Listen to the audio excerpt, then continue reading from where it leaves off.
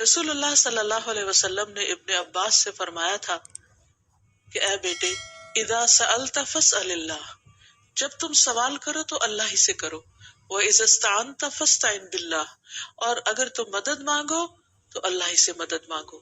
یعنی ہر معاملے میں اپنے رب کے سامنے ہاتھ پھیلاؤ، اسی سے توقع رکھو، اسی پر توکل کرو اور اس سے مانگتے رہو، کیونکہ مانگنا اس کو پسند ہے.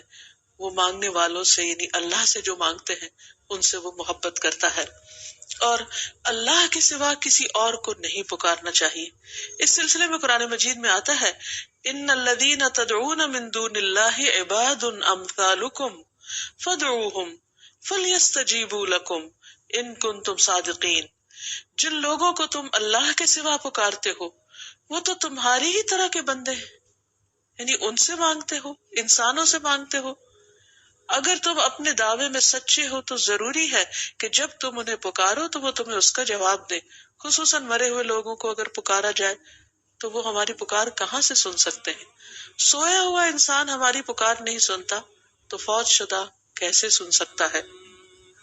اسی لیے قرآن مجید میں اللہ کے سوا کسی اور سے مانگنے سے، دعا کرنے سے منع کر دیا گیا.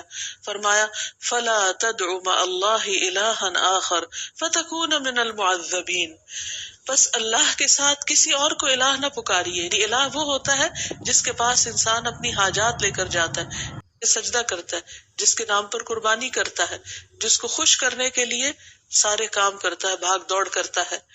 تو اللہ کے ساتھ کسی اور کو الہ نہ پکاریے ورنہ آپ بھی سزا پانے والوں میں سے ہو جائیں گے. یعنی اللہ سبحانہ وتعالیٰ کسی صورت میں بھی شرک کو پسند نہیں فرماتے.